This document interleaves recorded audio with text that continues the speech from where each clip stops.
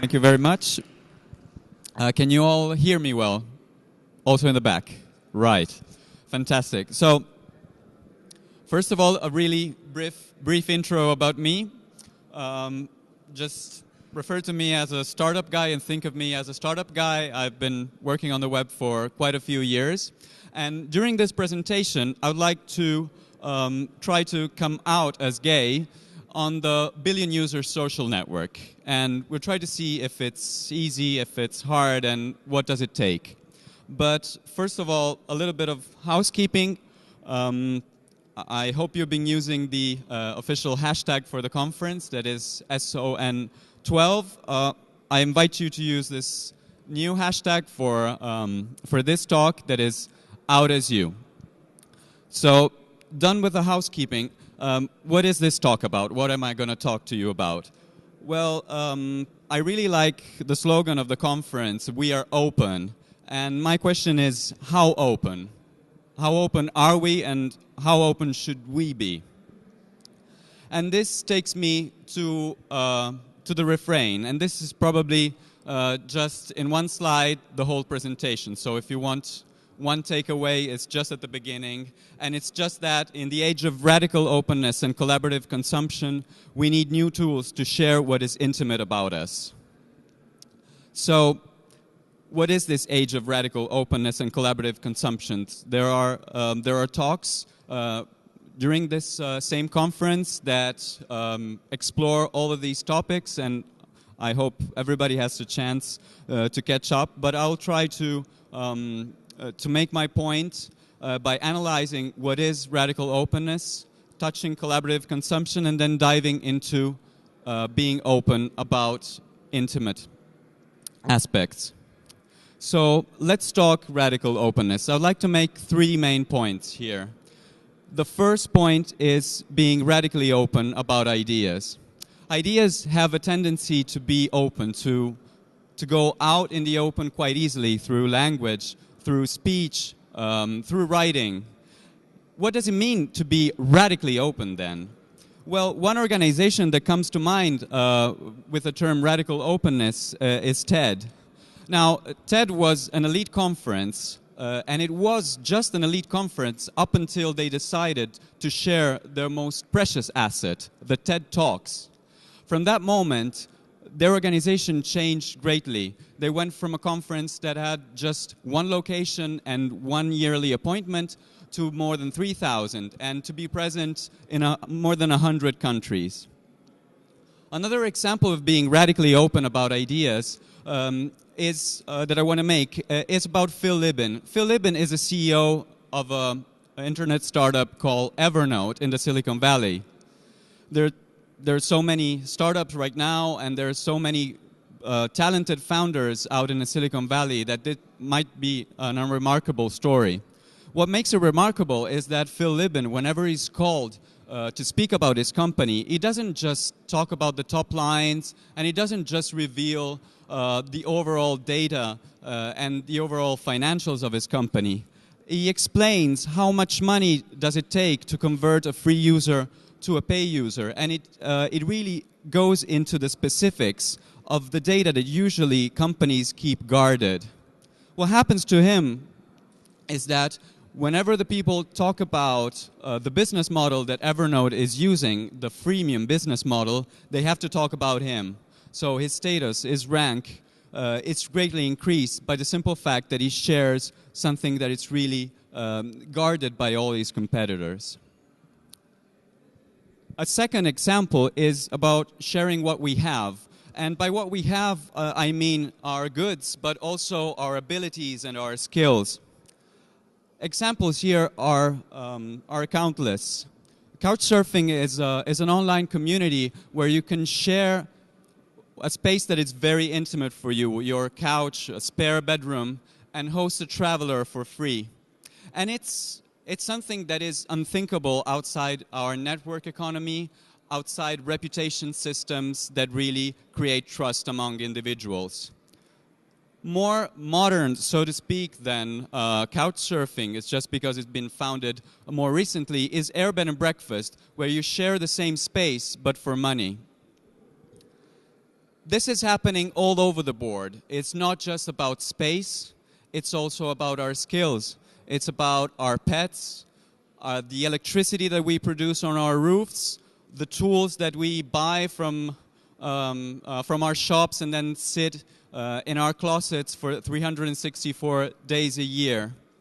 I borrowed this slide from Rachel Botman, and she uses the term collaborative consumption to define this new economy that is made possible by the network. The network creates the relationships of trust. The openness of the people makes it possible for you to access the goods that you don't possess, so that the end game is that we have shared spaces, shared tools, and a sharing economy that is creating complete new value. So being open about goods and being open about ideas is quite positive, and it gives really positive effects. So let's get into the aspect that is most interesting to me. What happens if you're open about the self? Well, one should think that right now, to be open about the self, we have the right tools. We have social networks. But what are social networks today? Well, I fear that the use that we are making of social networks right now is that of a stage where we set a play, and that play is made of curating content, being that our content is very professional and we look like we're always working, or be it that we always have a drink in our hands and we're always partying, but we tend to set the stage for a play, for other people to look us in a certain light. We tend to be the stock photos of people smiling and looking happy. But on my social feed recently, I encountered this. Sometimes I ignore these things, but this time I'm happy I did pay attention. It says, try to be exactly who you are. And that's pretty profound. And then it says, try to enable other people to be exactly who they are. Because we're all valuable, and by our differences, we become more valuable. And this got me thinking. And I was wondering, how can I make this something practical? How can I really explain that we need to be exactly who we are, and that this can create value in the world? And then I realized that I have a tool. I have a tool that I've used in my life, in my workplace, with my friends, in my family, and that tool is coming out. So I set off trying to be exactly who I am on a social network being used by 1 billion monthly users. I'll tell you what happened. Well, first of all, during the registration screen, there is something that probably is quite okay for 97, 98, or 99% of the population, but you have to select a sex, and you have to select either male or female. There is no other alternative. Then you can go into the preferences, and inside basic info, you can select what your preferences are, as long as these preferences are either being interested in men or women. One last step before we come out on the billion-user social network. You can choose if you want to share this with everyone or with selected groups. And drums, and here we get, coming out on the billion-user social network. We have a very small news, not the big one, in the feed, and it says, Matteo changed, is interested in. So to summarize, gender is absolutely just binary, and coming out is just a switch. Matteo is interested in. I would say at this point that we've done a lot in terms of what kind of value we can create by sharing our ideas and our goods and our skills, but we have a long way to go if we want to start sharing ourselves in a much better way. Let me introduce you to the genderbread person. So this infographic comes from a brilliant blog called It's Pronounced Metrosexual, and please spend some time on this blog. It's really fantastic, and they really have a brilliant way of introducing sometimes difficult topics, sometimes awkward concepts. But the genderbread person tries to tell us that gender expression and sexual expression is not as simple as a switch. It's made of a lot of aspects. To make an IT metaphor, is made of a lot of hardware and a lot of software. And you can have obviously biological sex, but you have gender expression and gender identity to contribute to that.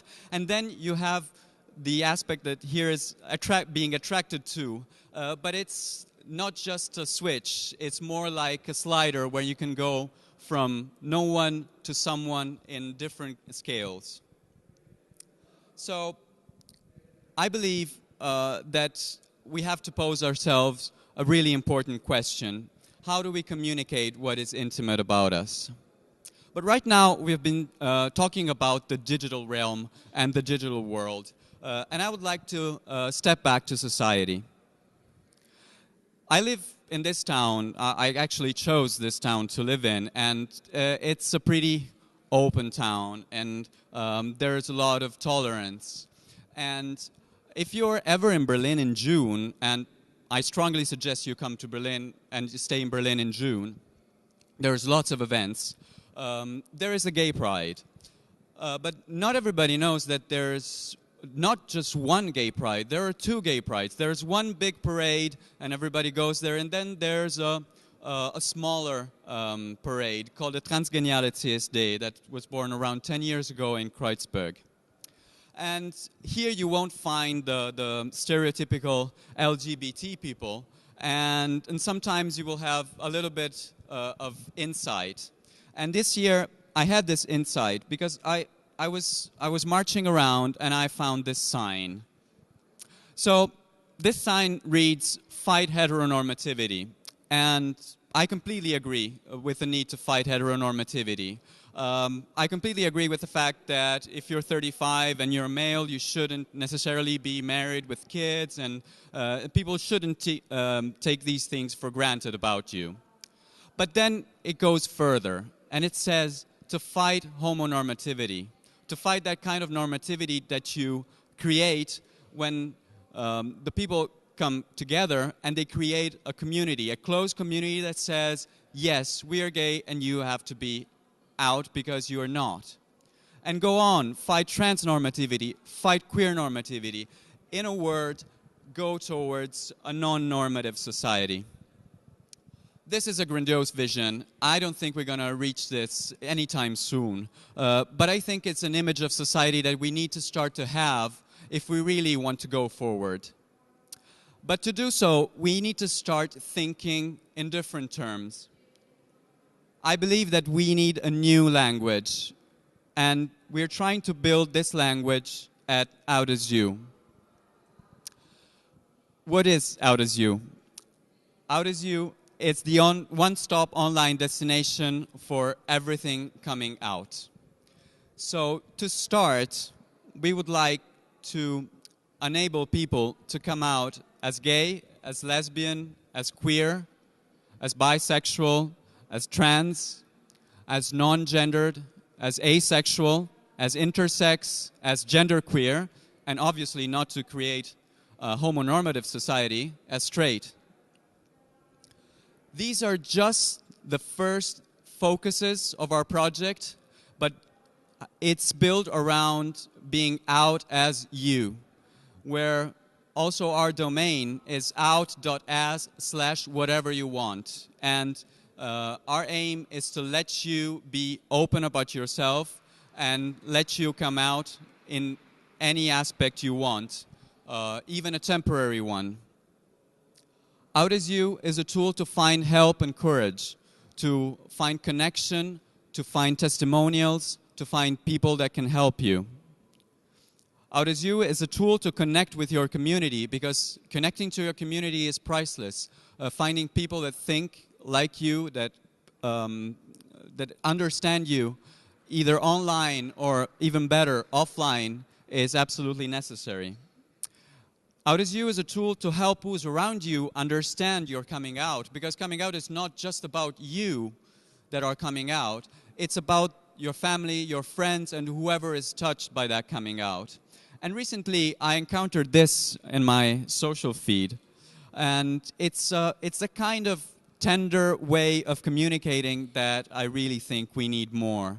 It's an infographic about how to care for introverts, and it says really sweet things like never reprimand them in public or teach new skills privately. And everything from this infographic, it's totally true, like don't interrupt them. And it's the kind of communication that we need to go towards if we want the people to be honest about themselves and to be out as themselves.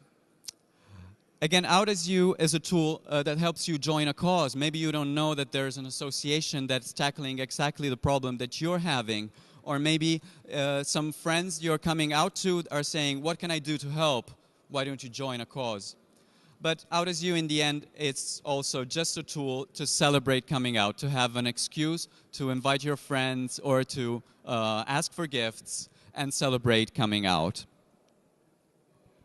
Our idea is not to build another social network. We know that new social networks are in the working, social networks that take into consideration a lot more aspects and that are a lot more evolved than the social networks we are using today.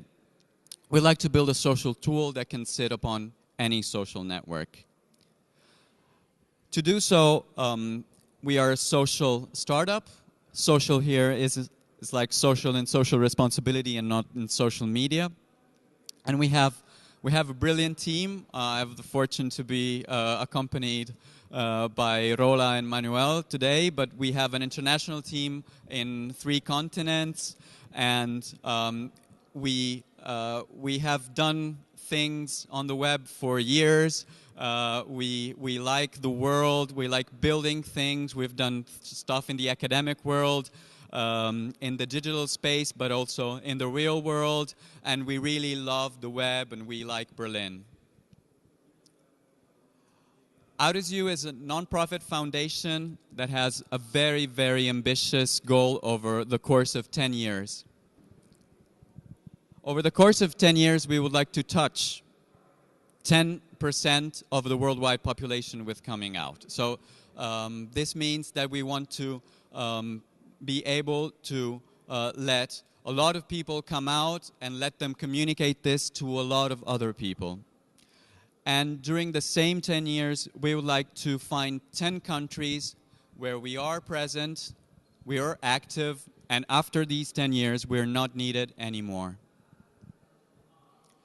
We just started. We are in our infancy, and like we need everything. But first of all, we need a conversation. We need your feedback. We need your ideas. We are completely open organization. We completely believe in this openness, and we welcome all your feedback, be it live here on the Twitter back channel, through email, through our website. I'm about to conclude, but I want to go back to our refrain. Something has changed from the beginning of this talk, or at least I hope so. Coming out is really not a switch. It's a complex process by which we unleash a lot of value, and it's not just that I'm interested in. Gender is not a binary, and it's much, much more complex, and we really need to understand it better and be able to understand it in others much better. We need more delicate, tender, intimate openness. And to go back to the beginning, in the age of radical openness and collaborative consumption, I believe that we need Out.as to share what is intimate about us. I'd like to leave you just with a suggestion, with a dream. This dream would be to start counting, to have the ability to really see how many people are coming out country by country, region by region, how this coming out is influencing local communities, the perception that you have of the people that are around you. How counting this number could change also how people are viewed, how politicians see them, how policymakers are influenced by this number. And altogether, I hope that this number really shows how much value there is in being out as you. Thank you very much for your attention. These are my contacts.